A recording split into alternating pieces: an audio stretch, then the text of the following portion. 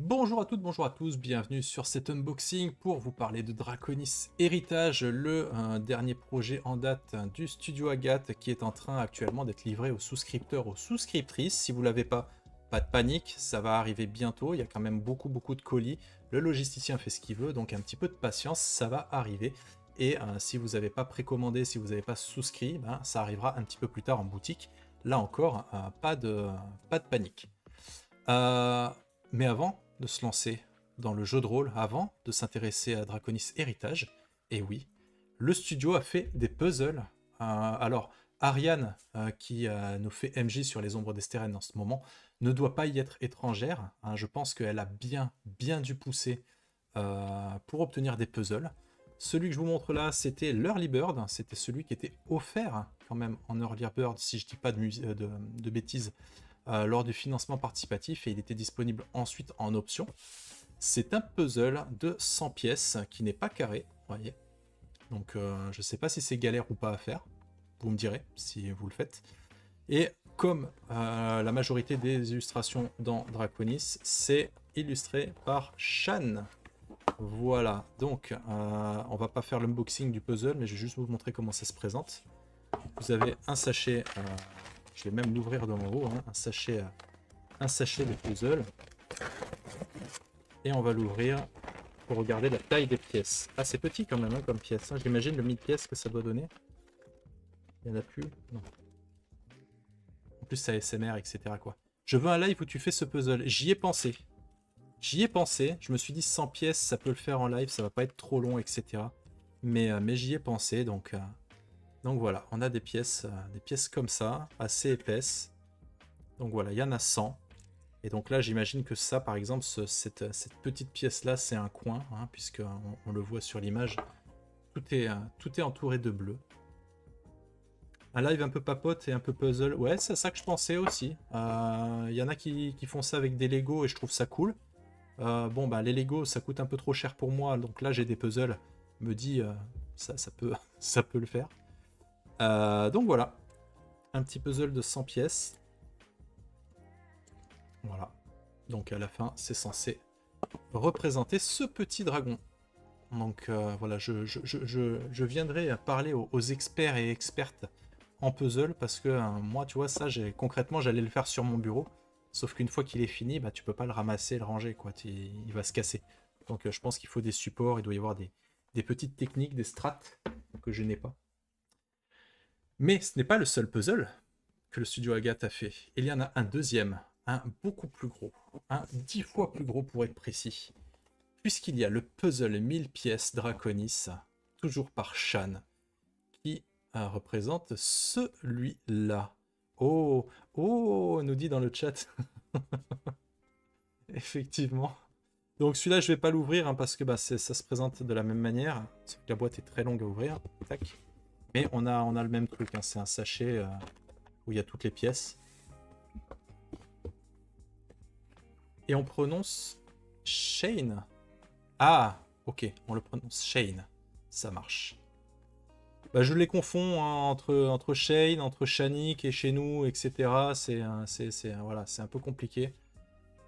Si, on veut voir la taille des pièces, vous voulez que je l'ouvre? Allez, je vais l'ouvrir si vraiment la taille des pièces c'est important. Moi je pensais que c'était standard en fait la taille des pièces, tu vois, mais... Alors attends. Je coupe le micro parce que ça va faire beaucoup de bruit, je pense que ça va pas être super cool pour vous.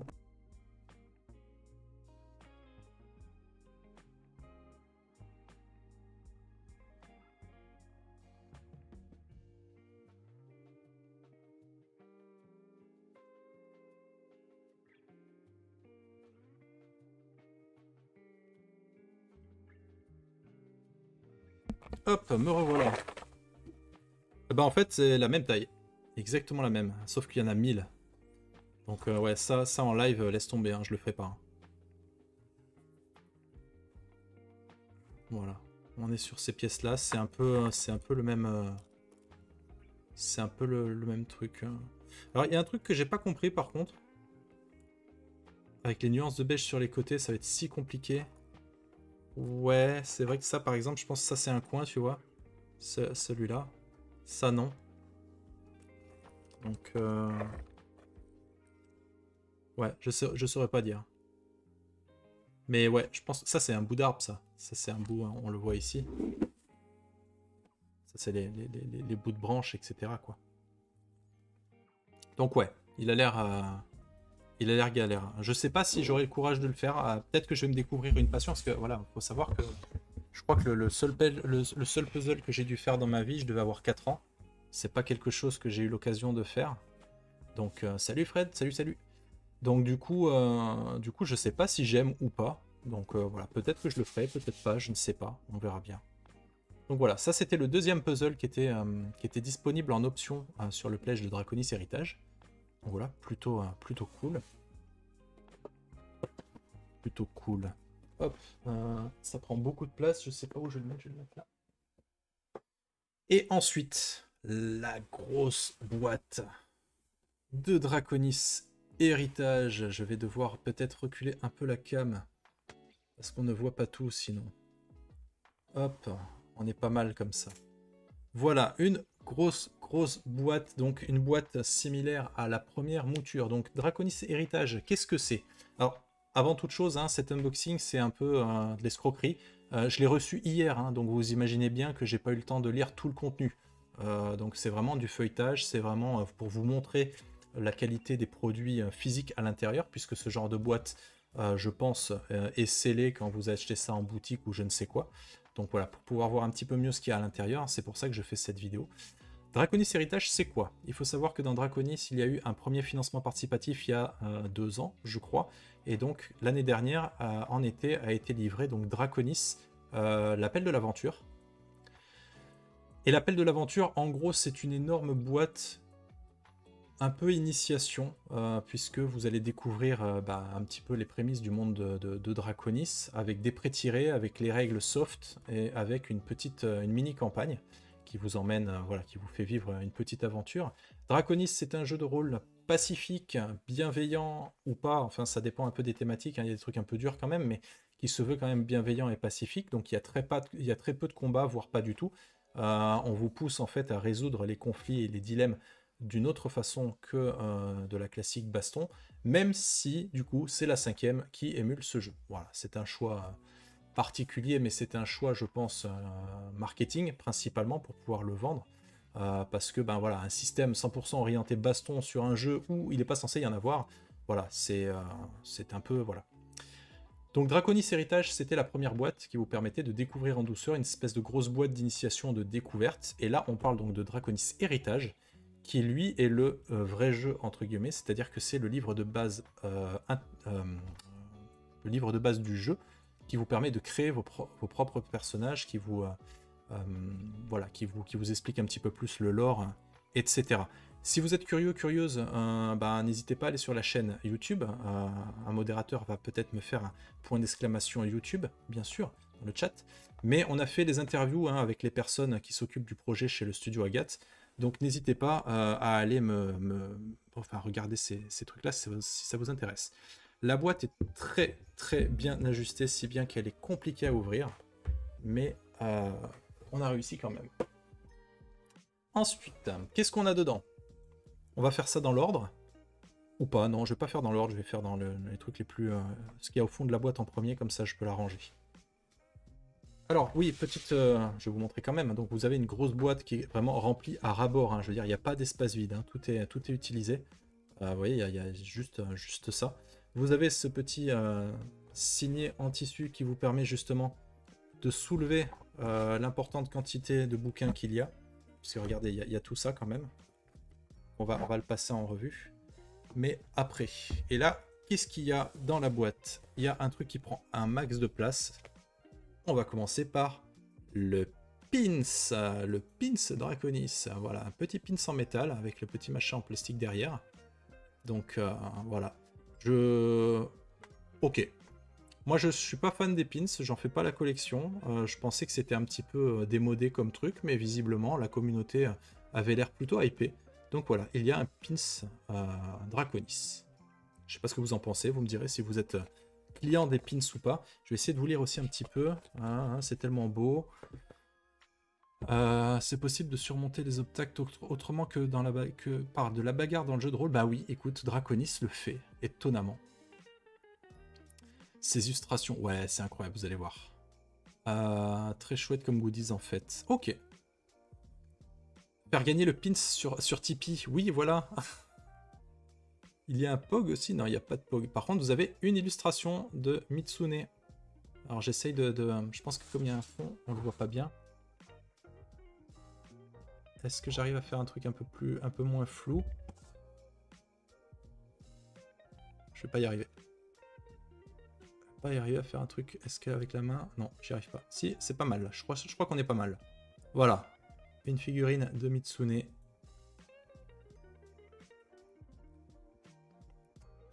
Voilà. Très très petite, hein, en fin de compte. Elle est fait à la louche, elle doit faire 3 cm de haut, je pense, pas plus. Vraiment au pifomètre. Hein. Donc bon. C'est un renard. Oui, c'est ça, je crois. Mitsune, c'est un. Je crois que c'est un renard, oui. Je sais pas trop. C'est dommage, si Cordelia n'était pas partie du stream, elle aurait pu nous le dire. J'ai toujours vos pins. Ouais, mais nous, c'est pas des pins, nous, qu'on a, m'a dit. Nous, c'est des badges. Tu as ce badge, par exemple. Le fameux badge d'iHistory. Hein, mais ça, c'est voilà, c'est des trucs qui se pincent comme ça. C'est pas des pins, c'est pas la même chose. D'ailleurs, voilà, si vous nous trouvez en convention, n'hésitez pas à nous arrêter. Enfin, à nous arrêter, ça dépend. Si vous êtes flic, non. Mais à nous stopper, du coup. Parce qu'on a des... Regardez un peu les badges qu'on peut vous proposer. On en a plein. On a le fameux badge emote que vous avez dans le chat. Le D12, héhé. On a ce Kiefer qui est plutôt waouh. Comme ça. Et puis, on a le GG. Voilà. Donc, si vous nous trouvez en convention et si le Tipeee nous permet de nous déplacer, on aura des badges à vous donner, sachant qu'il en reste plus beaucoup. Donc, voilà. Dépêchez-vous, il n'y en aura pas pour tout le monde. Bref, après cette petite... si vous faites une convention en Belgique, je vous arrêterai avec plaisir. Bah écoute, ça fait 2 ans que je suis à Troll et Légendes. La première année, c'était au stand du studio Agathe. Et puis cette année-là, hein, c'était en avril, je crois, où j'y étais en loisir. J'y étais. Alors, on a tout un tas de cartes. Je vais pas tous les passer, mais c'est des cartes de sort. Donc là, on a les cartes de sort de niveau 3 à 5. Ici, de 0 à 2. Ici, on a les cartes du coup du niveau 6 à 9. Donc je vais juste en ouvrir un pour vous montrer un peu à quoi ça ressemble, mais on va pas faire les 3 paquets. Mais les cartes sont belles. Les cartes sont très belles, puisque le dos est comme ça. Voilà, ça a un petit effet, ouais, je trouve que c'est hypnotique. Et les cartes sont présentées comme telles. Voilà, barrière de l'âme, évocation de niveau 6 avec le descriptif. Voilà, en gros, ça reprend tout simplement les sorts que vous avez dans le livre de base. Rien, ni plus ni moins, c'est juste plus pratique plutôt que de devoir le réécrire, etc. C'est format carte de tarot, absolument. Donc, du coup, voilà.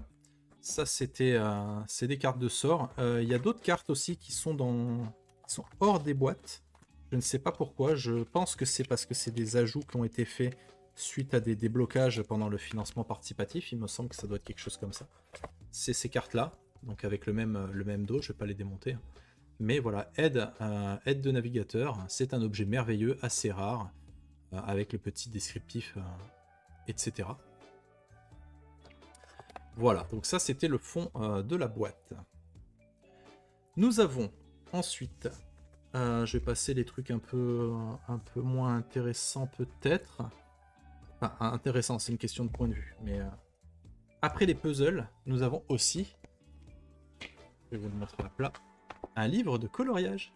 Et ouais, si vous aimez faire du coloriage, je sais que ça se fait en stream. Je ne le ferai pas parce que je suis très nul et que je déteste ça, mais il y a un livre de coloriage avec à chaque fois, vous le devinez, hein, mais des illustrations un peu waouh quoi. C'est la mode, hein, ouais, complètement, c'est la mode. Alors, ce sont les illustrations des personnages pré-tirés disponibles donc dans l'appel de l'aventure. Donc vous avez les personnages pré-tirés à colorier, donc vous avez même un modèle avec les différentes couleurs, etc. Donc voilà, vous pouvez faire du coloriage.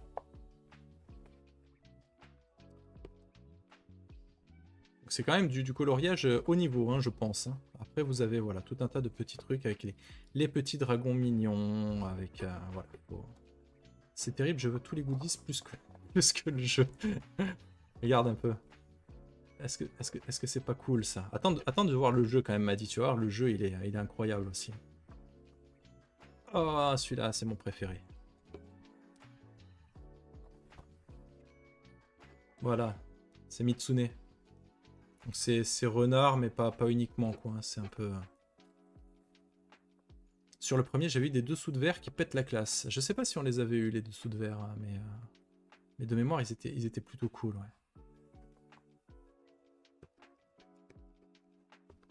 Bon, je vais pas faire tout le bouquin, parce que voilà, on a à peine à peine fait la moitié. Ouais, il y a des trucs en double page.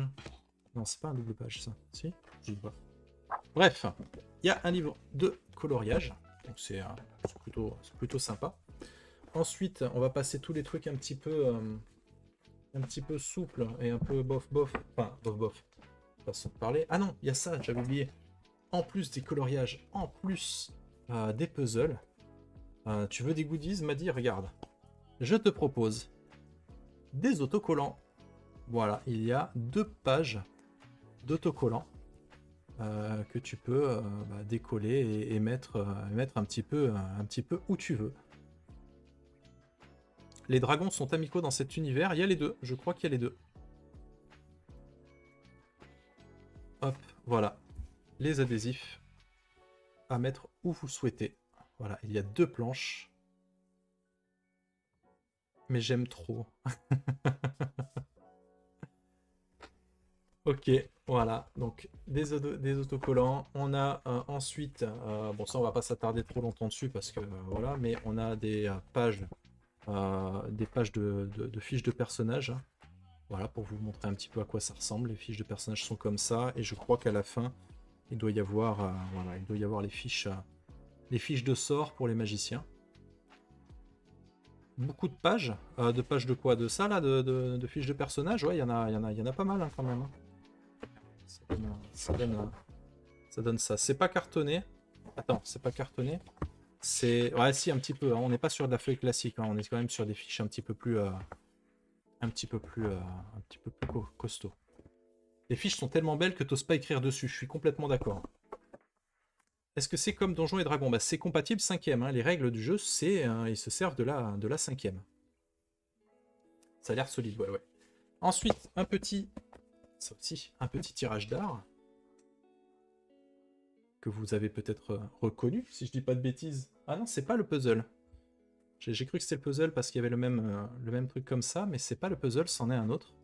Mais très très classe aussi. Voilà. Ensuite, et ça va être très compliqué à vous montrer avec mon setting actuel, mais on a plein de cartes. Celle-là, elle est immense. Celle-ci, je peux pas la déplier, elle est vraiment immense. Si vous voulez vous donner un aperçu de sa taille, j'ai fait une photo quand j'ai reçu la boîte, et en fait, la carte fait toute la table, justement pour pouvoir mettre tous les éléments de jeu dessus. Donc elle est très très grande. Et on en a des plus petites que je peux peut-être vous montrer. Celle-là, par contre. Voilà, la première, c'est... j'ai pas de place, purée. C'est de mettre ça comme ça. La première, voilà, c'est du A3. Et c'est Ionen, la cité des peintres. Voilà, très très chouette carte. Avec la magie du montage, non, mais il n'y aura pas de magie du montage. Je vais pas faire de montage pour un unboxing. Je suis désolé, mais ce sera comme ça. Donc voilà, ça c'était la première carte. La deuxième, c'est la carte du Velk. Voilà, celle-là en A3 aussi, mais en format portrait. On est quand même sur un truc. Peut-être que si je mets un peu de lumière, ça va peut-être être un peu plus sympa. Ah, il y a un petit reflet, mais vous voyez peut-être un peu mieux. Donc voilà. Voici le Velk, l'endroit où se passe la campagne de Draconis. Et enfin, la dernière carte, c'est celle-ci. La capitale du Velk et du Nord. C'est beau ça, hein, ouais. Voilà. Ah, mais tout est beau hein, dans ce jeu. Hein. Par contre, ça... tout est très très beau. Hein. Voilà. Donc, on a des cartes. Pour aller avec les fiches de personnages, etc. etc. Hop, je vais également, et j'attendais de faire cette émission avec impatience, parce qu'on a une enveloppe que je n'ai pas ouverte, parce qu'elle est... il y a un petit machin, ouais. Un petit machin avec la ficelle, donc c'est scellé. Donc même l'enveloppe est super classe. Voilà, et je ne sais pas ce que ça contient. Donc on va regarder ensemble. Hop.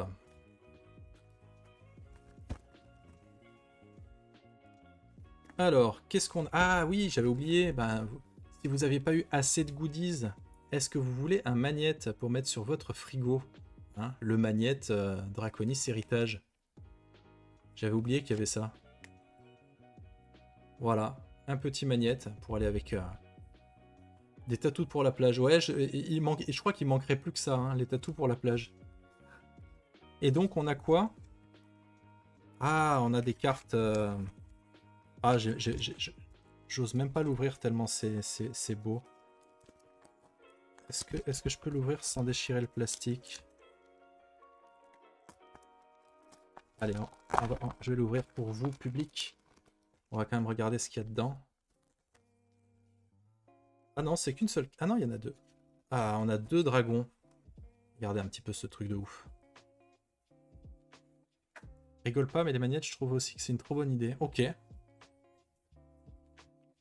Donc pour l'instant, on a plus de goodies que de trucs vraiment jeu de rôle hein, quand même. Hein. Donc voilà, on a deux tirages d'art. Je sais pas si on appelle ça des tirages d'art ou pas. Mais le talent de Shane, ouais. Et derrière, vous avez du coup le BG du dragon, son profil, ses stats, ses traits, ses actions. Voilà. Donc tout le descriptif. Ça met dans l'ambiance, clairement. Après, il n'y en a que deux, hein, mais en même temps, je pense qu'on pouvait pas faire tous les dragons du jeu. Mais c'est quand même plutôt cool. Voilà. Je vais les ranger dans le petit plastique parce que... Bah, du coup, ce sont pas des tirages d'art, mais des fiches de ministre. Ouais, c'est un petit peu ça. Je suis assez d'accord. Hein. C'est quand même... ça pète quand même bien la classe. Hein. Ensuite, on va le remettre dans la petite enveloppe qui va bien.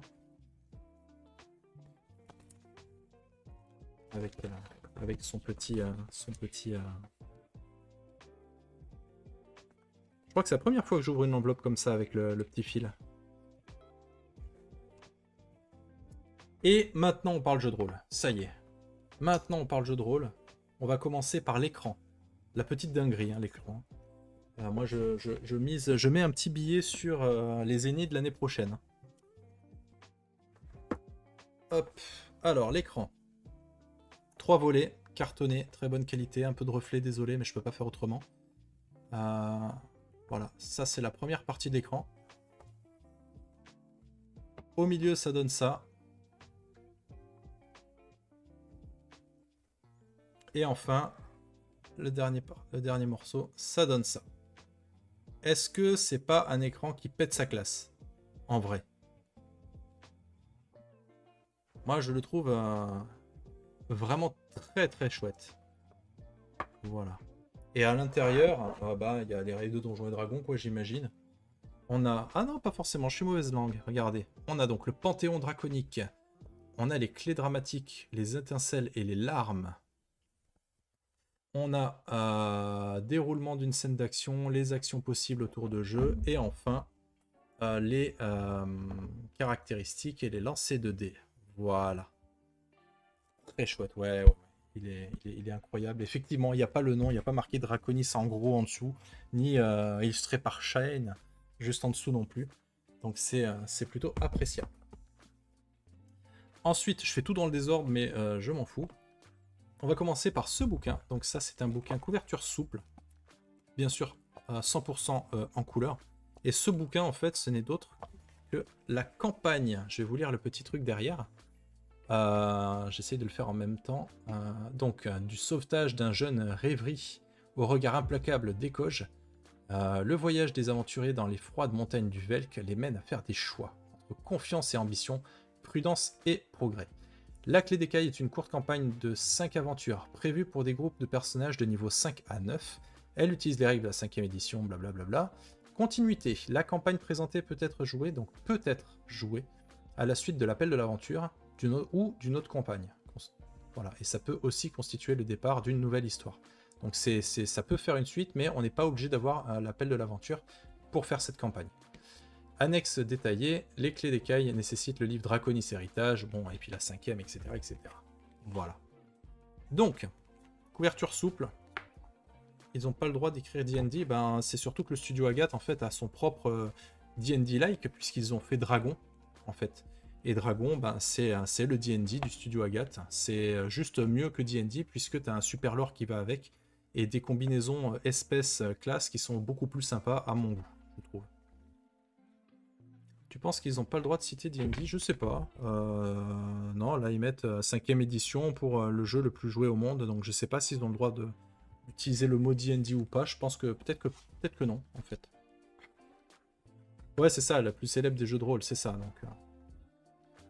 Alors, c'est parti, le sommaire. Donc, on vous parle de l'intrigue principale. Je vais feuilleter vite parce que le but, c'est pas de vous spoiler. Mais la trame principale, scénario 1, scénario 2, etc. Les annexes à la fin. On va feuilleter ça très très rapidement, juste pour vous montrer un peu le visuel incroyable de ce jeu. Voilà. Vous avez vu un peu le travail de maquette. Tout est en couleur. Là, ça paraît pas, hein, c'est pas blanc, hein, c'est un peu une couleur un peu pêche, etc. Vous voulez du dragon, hein? Eh ben, il y en a dans ce jeu. Il y a un dragon toutes les 2 pages, quasiment. Voilà, plein d'illustrations, plein de trucs pour décorer. Et un petit peu à la fois géographique, à la fois des petites assiettes de fruits. Encore du paysage. Tout est si beau, c'est joli. Mais oui, c'est joli, regarde. Un petit peu. Moi, je regarde presque que les illustrations. Là, je regarde même pas ce que je suis en train de vous montrer. Carnet de voyage. J'avance un petit peu. Un petit dragon, hein, au passage. On va avancer un petit peu. Voilà, l'arrivée. Vous avez les oiseaux de paradis. Coucou les joueurs de Magic. Scénario 4. Voilà, j'avance, hein, je passe beaucoup de pages, hein, mais le but c'est de pas vous spoiler. On passera plus en détail le livre de base, quoi. Mais voilà, visuellement, c'est quand même une grosse claque. Hein. Voilà, j'ai cru voir le logo au début, oui, effectivement, je vais vous montrer ça. Donc ici, vous avez Arcane, Studio Agathe et Shane. Et je sais plus où j'avais vu le truc, mais... Hop, voilà. Ça, c'était la petite campagne. Donc, très sympa. Pour avoir joué... je vais y arriver.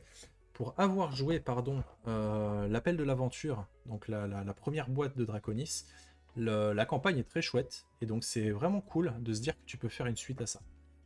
Et enfin, le cœur de cette boîte, Draconis Héritage. Alors, on est sur du vernis sélectif.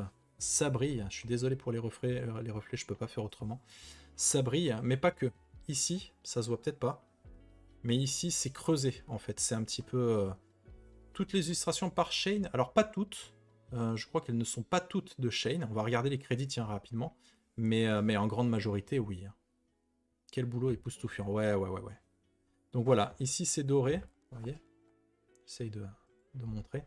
Et ici c'est un peu creusé en fait, ça fait une espèce de petit relief, au toucher c'est très sympa. Là c'est pareil, les ailes sont creusées. Non, c'est impossible en France, ils savent pas faire ça. Je suis désolé hein, d'être aussi méchant, mais pour avoir été de près dans la fabrication, en France, ils savent pas faire ça. Ils n'ont pas les capacités de le faire, ils n'ont pas le tarif correct pour le faire. Donc produire ça en France, c'est impossible.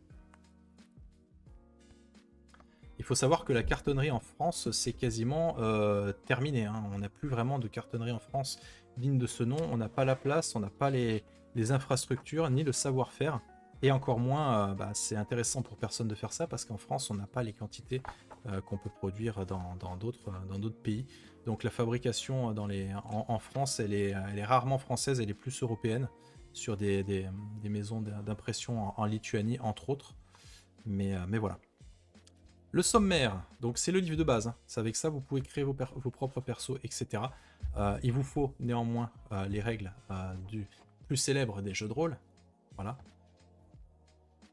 On a donc l'avant-propos, partie 1, découvrir Drehanké. Drehanké, donc c'est le monde hein, de Draconis, donc découvrir avec l'histoire, hein, les premiers humains, l'âge d'Opale, etc., etc. Je vais pas vous le spoiler, parce que je l'ai pas lu encore, hein, je l'ai reçu hier.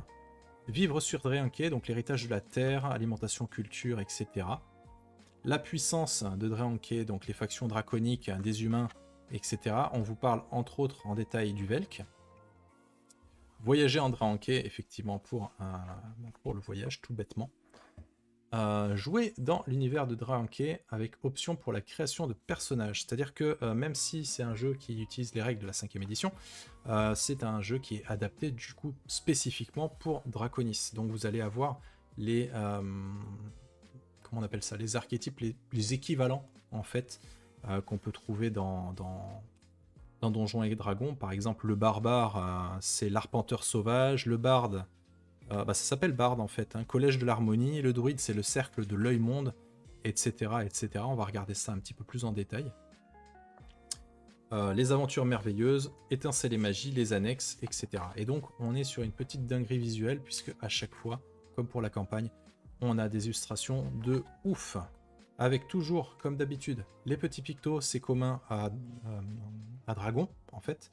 Donc à chaque fois que vous avez des petits symboles, c'est que ça annonce une spécificité. Par exemple, voilà, la petite étoile, c'est ce qu'on appelle les étincelles. Cette icône signale les règles en lien avec le retour de la magie dans le monde de Drehanké. Elle accompagne également les particularités de certains objets magiques et sortilèges, ainsi que les situations mettant en avant le surnaturel et le merveilleux. Avant de faire le feuilletage, je vais peut-être vous lire la 4e de couverture, que l'on sache un petit peu de quoi on parle, qui elle aussi est superbement bien faite. Alors, Drehanké, c'est un monde merveilleux, peuplé d'innombrables dragons. Après 700 ans de silence, la magie est revenue. Étincelles et larmes se mêlent à nouveau dans leur danse de vie et d'ombre, d'élan et de doute. Le monde change, il a besoin de héros, porteurs d'espoir et garants de l'harmonie. Draconis Héritage vous invite à plonger dans un nouvel univers aussi vaste que chatoyant. Ce livre s'adresse aux meneurs et aux joueurs. Pour utiliser ce cadre, blablabla, on a besoin des règles de la 5e édition. Bienveillance. Redécouvrez la 5e édition dans une orientation où la bienveillance prime, permettant la résolution non violente de situations complexes. Nouez des relations fortes avec des dragons qui vous accompagneront dans vos voyages. Et ensuite, aventurier, donc 3 nouvelles classes et 11 archétypes de classes vous offrent autant de voies pour découvrir votre destinée aux côtés de vos amis et de vos compagnons draconiques. Oui, parce que vous n'êtes pas obligé de faire un rôdeur dans ce jeu pour avoir un petit compagnon qui vous suit. Dans l'appel de l'aventure, je jouais, je crois, l'archétype du voleur, et je m'étais crafté un petit dragonnet mécanique, donc c'était très très cool. Que vous partiez à bord d'un bateau, d'un aéronef ou à dos de dragon, les occasions d'explorer le monde ne manquent pas. Drehanké offre de découvrir des paysages à couper le souffle, une puissante magie et des cultures contrastées. Voilà. Et je suis sûr que c'est le genre de jeu qui te plairait, hein, Madi, hein, clairement. Ouais, j'ouvre n'importe quelle page, c'est une dinguerie en fait, hein, dans ce bouquin. Donc voici Drehank. Du coup. Donc je vais passer un petit peu, hein. Encore une fois je n'ai pas lu, hein, le jeu, je l'ai reçu hier, hein, donc je ne peux pas l'avoir lu. Voici Zarel, hein, le dragon. C'est horrible parce que j'ai envie de le faire une page par une page. Le roi des dragons, alors je sais pas si c'est le roi des dragons ou si c'est le créateur ou je ne sais quoi, mais en tout cas effectivement Drehanké, ça peut faire penser à ça. Pour le savoir, achète le jeu, voyons. Jamais compris la logique de prendre du D5 pour jouer un jeu pacifiste. C'est une logique de marketing. Très sincèrement, je peux le comprendre. Tu fais Draconis avec les règles des ombres d'Estérène, ben tu vendras beaucoup moins, tu toucheras un public beaucoup plus restreint. Tu le fais avec la 5e édition, tout le monde la connaît, c'est le plus pratique pour jouer à plein de trucs. Donc voilà. Après, on va regarder, hein, parce qu'il y a la création de personnages avec les spécificités de chaque classe. Tu verras peut-être que c'est aussi moins orienté baston que du Donjons et Dragons classique. J'ai autant d'étoiles dans les yeux qu'une nuit sans lune au milieu d'une campagne profonde. Waouh! Ah, ça me fait plaisir. Je comptais pas acheter, mais ça c'était avant. Donc voilà, je passe un petit peu. Activité et profession, là donc on est vraiment sur la partie lore, je vais passer un peu plus les pages. Ah, j'adore cette illustration, même si ça a été repris dans la campagne, je la trouve vraiment, vraiment très chouette. Les religions et les cultes dragons, le culte comment on appelle ça? Draenkéen. Voilà, les puissances de Draenké. Les gardiens éternels, vous en avez quand même pas mal. Est-ce qu'on a... Voilà, on en a plusieurs ici. Voilà, Mitsune, ça c'est la figurine. Vous avez Mitsune. Divinité principale. On va lire quand même juste le truc de Mitsune, histoire de pas être trop bête. Mitsune, divinité principale du Veik. Dernier dragon à naître de la source, Mitsune se distingue par son profond désintérêt pour ses divins frères et sœurs. Doté d'une grande sagesse et d'une curiosité sans limite, il préfère consacrer toute son affection aux humains éphémères qui peuplent Draenké. Guide de l'humanité, il lui fut d'un grand secours lors du temps des ravages et également à l'origine de la création de la citadelle. Profondément pacifique, il est à la fois symbole de connaissance, de chance et d'espoir. Voilà. Les élus et le découpage aussi. Hein. Ouais, la maquette est incroyable. Le taf de maquettisme était fait. Et, ouais, je pense que ça se dit. Avec on retrouve la vallée de Velk. Voilà, je vais passer un petit peu parce que sinon on y est encore. On y est encore pendant un petit moment. Hop. Mais à chaque fois, vous voyez, enfin, visuellement, c'est incroyable. Je voudrais qu'on arrive à la création de personnages. Voilà, ça doit être ici. Jouer dans... rien que ça. Incroyable cette image.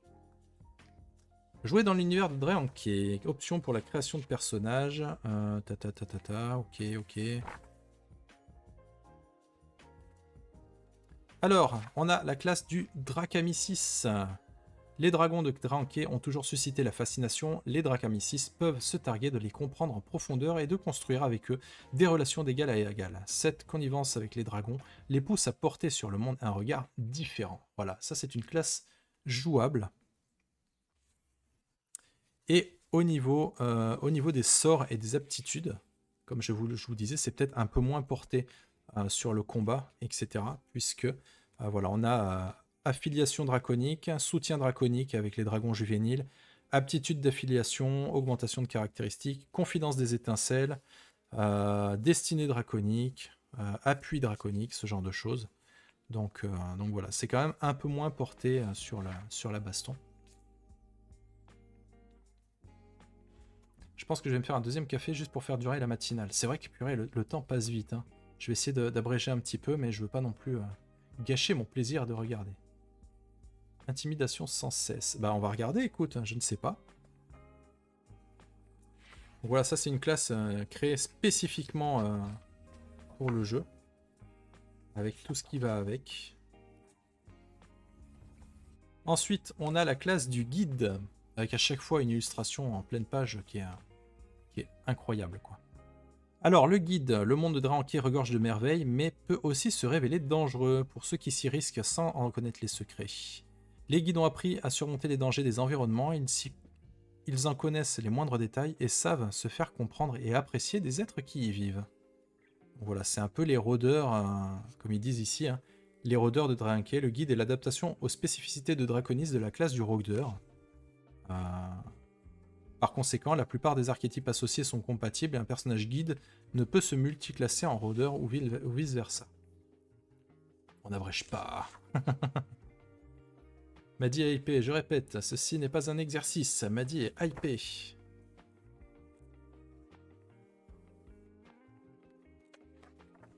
Alors, archétypes. Ah, on a passé un truc là. Donc là, on est sur les archétypes. On a passé les classes dédiées, je crois. On a l'archétype du dracologue. Parmi les nombreux guides qui arpentent Draenké, certains se sont spécialisés dans l'étude et l'élevage de dragons, les dracologues. Les dragons sont présents sous formes les plus surprenantes dans une vertigineuse variété d'environnements différents, tant et si bien qu'en devenir expert constitue l'œuvre d'une vie pour la plupart de ces passionnés. En effet, il y a toujours de nouvelles espèces à découvrir, de nouveaux habitats, à étudier et de nouvelles choses à comprendre sur ces fascinantes créatures. Il est donc courant de voir certains guides voyager en compagnie de petits dragons, non pas en tant que familiers, mais comme de véritables camarades et partenaires, tissant de profondes amitiés qui peuvent s'étendre sur toute une vie.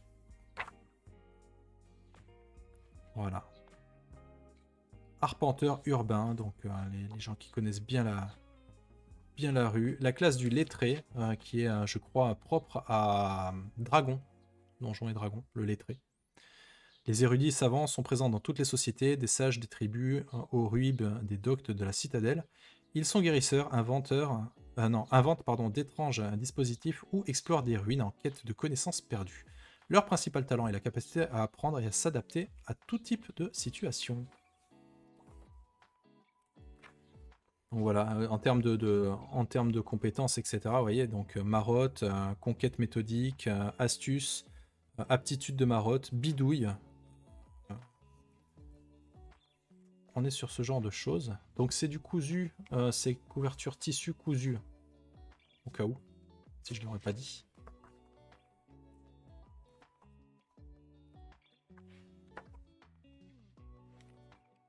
Hop, on va passer un petit peu. Ah, le barbare, la voix de l'arpenteur sauvage. On va répondre à vos questions. Alors, les archétypes de Draconis déclinent les classes en mettant en avant les stratégies alternatives au recours à la force pour résoudre les conflits et atteindre ses objectifs. Des adaptations de certaines classes sont également proposées afin de rendre leurs aptitudes plus compatibles avec les préceptes et les pratiques qui ont cours sur Draenké. Barbare, donc la voix de l'arpenteur sauvage. L'arpenteur est un barbare habitué aux grands espaces. La nature rude n'a que peu de secrets pour lui. Il est capable de survivre dans des environnements aussi difficiles que les montagnes d'Archéo ou de la jungle de Saou. Il met sa force et son endurance au service des plus faibles que lui. Voilà. Donc on a des compétences comme maîtrise du terrain, protecteur sauvage, la vivacité de l'arpenteur.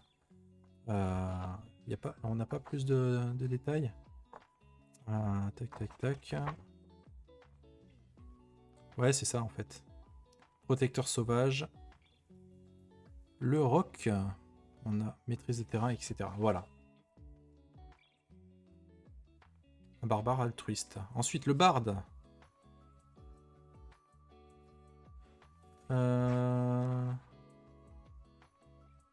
J'essaie de trouver. Ouais, le barde. Est-ce qu'on n'a pas le petit truc? Je suis en train de lire visible rapidement aussi. Si vous utilisez cette option, le bien-être ressenti par la cible d'une inspiration bardique est plus long. Manière d'exprimer que l'espoir et le courage portent les aventuriers. Le bénéficiaire d'une inspiration bardique peut utiliser jusqu'à son prochain repos court ou long au lieu de 10 minutes. Donc, coucou en direct de la terrasse du camping. Eh ben écoute, passe de très bonnes vacances, Evine. Hein. Profites-en bien. Voilà, on a le druide. Forcément. Les petits dragons aussi. Avec des formes draconiques, hein, avec le don des dieux jumeaux. L'ensorceleur, qui fait vachement moins dark, hein, du coup, hein, dans cette version. On a les guerriers, hein, les dragonniers. Donc, qui peuvent apprendre acrobate talentueux, coopération fluide, dragon d'élite, dragonnier social, soigneur avisé. Voilà, on reste plus dans le positif. Le magicien, le quêteur d'étincelles. Le moine, la voix du danse-dragon. Regarde Kiefer, il y a du rose. Ça va être ta classe préférée dans Draconis. Avec comme style, hein, parce que il y a la danse contemplative d'Archéos, la danse Kuruse Doko et la danse de voyage de Lugrine. Alors c'est pas un supplément pour Draconis, c'est le livre de base de Draconis, puisque la première boîte qui est sortie sur Draconis, c'est l'appel de l'aventure, et c'est une espèce de grosse boîte d'initiation. Là, on est sur la nouvelle boîte, donc Draconis Héritage, et je vous présente actuellement le livre de base, donc avec la création des personnages. On est en train de passer en revue les classes, comme par exemple celui du paladin, que voici. Voilà. J'adore, purée. Mais oui, le prêtre, le domaine du firmament. Regarde-moi ça, le prêtre aussi, c'est cool.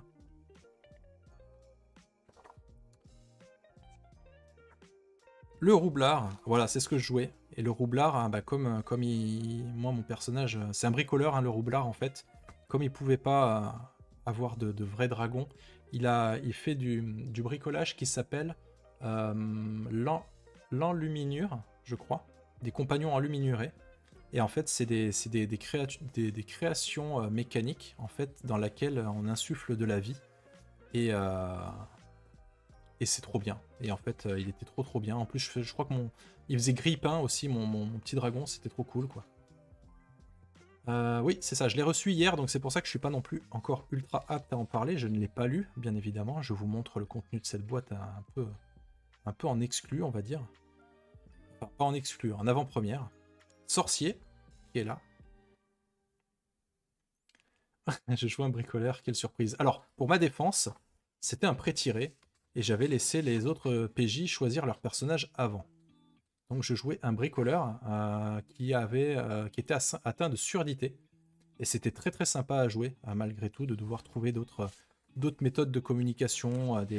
C'était RP parlant, c'était très cool. Voilà. Donc voilà, on a terminé avec la création de personnages. Après, on peut créer un petit dragonnet. Ouais, alors, combo ultime, franchement. Combo ultime, moitié chat, moitié dragon. Est-ce que cette illustration à elle seule ne vaut pas l'achat du jeu, en vrai?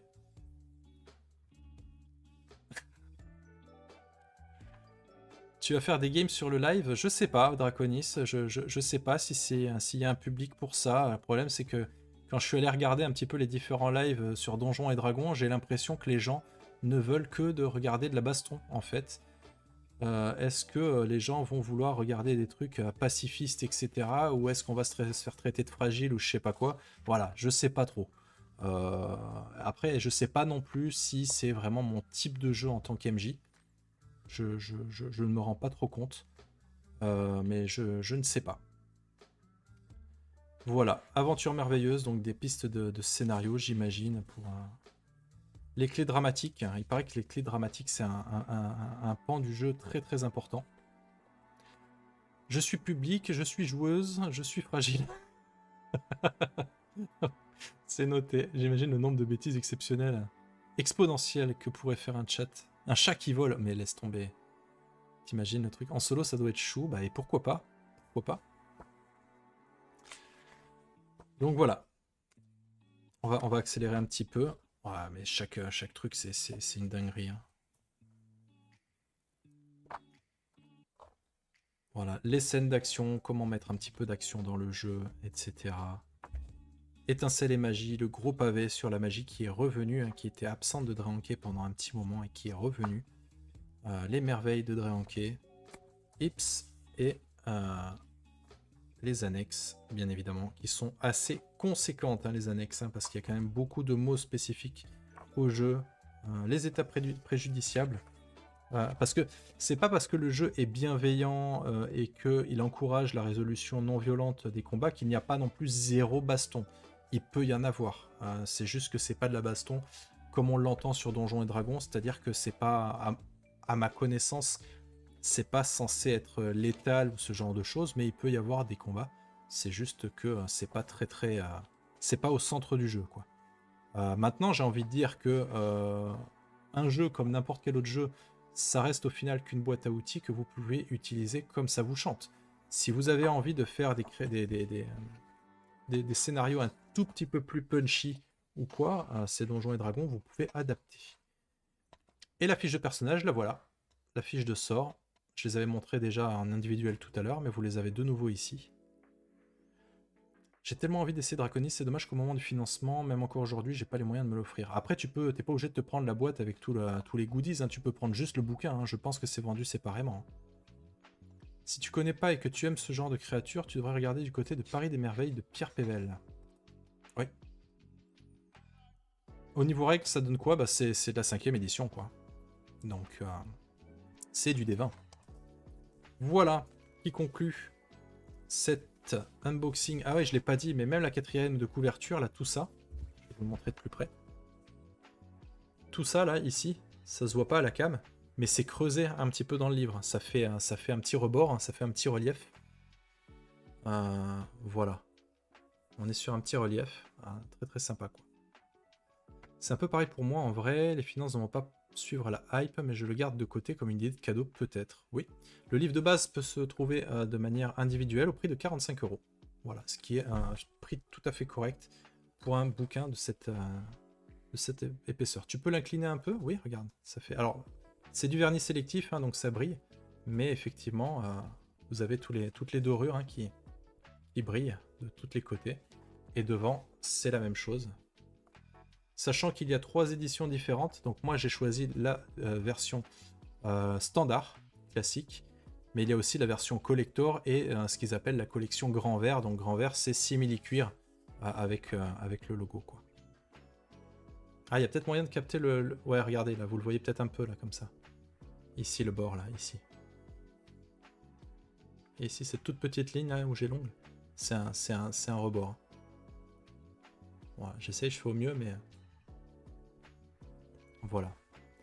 45 € avec la qualité de l'impression, le nombre d'illustrations, c'est pas très cher. Effectivement, je suis plutôt d'accord. Après, l'avantage de ce genre de jeu, c'est que, paradoxalement, grâce à la 5e édition et à tout le travail illustratif et tout ça qui a été mis en place, c'est un jeu qui se vend plutôt bien. Et donc, fatalement, ils peuvent produire des quantités plus importantes et donc proposer des tarifs intéressants. C'est toujours comme ça que ça fonctionne. Plus il y en a et moins c'est cher. Voilà, je vais vous montrer une dernière fois la boîte avant de clôturer cette vidéo. Hop. Voilà, la boîte par contre n'est pas creusée, hein, mais il y a quand même les vernis. Ça c'est la version standard. En fait, tout ce que je vous ai montré, que ce soit standard ou collector, c'est exactement la même chose. La seule chose, et encore c'est pas collector, je me trompe. Le bon mot ce n'est pas collector, c'est l'édition Dragon Rouge. Donc l'édition Dragon Rouge, c'est une édition qui est uniquement disponible en financement participatif et ou en précommande, mais qui ne sera pas en boutique. Vous ne trouverez pas l'édition Dragon Rouge ni l'édition Grand Vert en boutique. En boutique, il n'y aura que celle que je viens de vous montrer, l'édition standard, qui est quand même juste incroyable de base. La seule chose, c'est la couverture qui change. Comme moi, j'ai toute la collection en standard, je suis resté sur la standard pour pas dépareiller quoi. Voilà, c'était Draconis, j'espère que ça vous a plu. Je vous dis à très bientôt pour d'autres unboxings ou d'autres vidéos. Ciao YouTube!